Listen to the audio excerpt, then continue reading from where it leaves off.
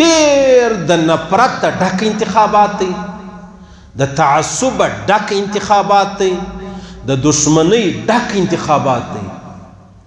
هیڅ څوک د چا باک نه لري، خالص خپل وزارت ته مقصد دی. کاغه ستا په وینو ملاوي دی، که زما په وینو ملاوي دی، بس د دې مقصد چی دی؟ وزارت دی. زما وینه هم ودته هیڅ قیمت نه لري، ستا وینه هم هیڅ قیمت نه ورته لري. د ده دپاره وزارت دی، دفتر دی، ویګو د باډیګاټان دي، موټران دي، دته دا خوند ورکوي.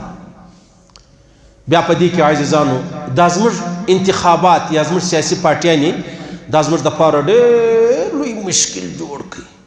تاسو ګورئ باجوړ کې تېره ورځو کې څونه ښایسته ځوان ووژل سو. ولې ووژل سو؟ پر څه چې ووژل سو؟ چا مړ کوي، چا شهید کوي. ولې شهید کوي؟ یاره زما او ستا مقابله ده په دې کې چې انتخابات یا بیا ته ګټې یا بیا زه ګټم. ته ما وژنې، ته د خپلې معمولي خبرې دپاره ما وژنې، و هغه د ځوان یې در مړ کوي، در شهید یې کوي. د دې د وینې د دې وینه موږ د چا پر لاس باندې تلاش کو؟ دا چا ووژئ؟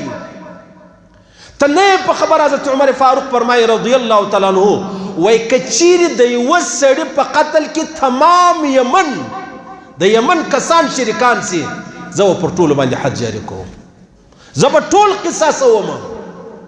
د الله رسول فرمایي که د یوه سړي په مرګ کې تمام انسانیت چې دی هغه د یو ځای سي، الله رب العزت په تمام انسانان د یوه انسان د وجې جهنم ته پورې مقور اچوي.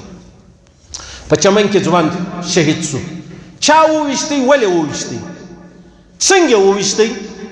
یعنی زما او ستا انتخابات دې خبرې ته راورسېدې، وجنګ شروع سوله، وهنګ شروع سوله، قتلېده شروع سولو، د بچانو یتیمېده شروع سولو، د زنانو کونډېده شروع سولو. دا د کوم ځای مقابله ده؟ نو دا ستی د انتخابات دغه حال دی، نو د بدۍ به بیا څه حال وي؟ اتې چې بیا بدي سره کوئ، په بدي کې بیا څه چم کوئ؟ دا خو انتخاباتو مقابله وه، یو هلته وژل کېږي، بل هلته وژل کېږي. الله دې رحم وکړي، الله دې رحم وکړي، الله دې فضل وکړي. اوس هم ډېر ذمهواره کسان پریشانه دي چې انتخابات به وسي که به نه وسي. اوس هم ډېر ذمهواره کسان پریشانه دي.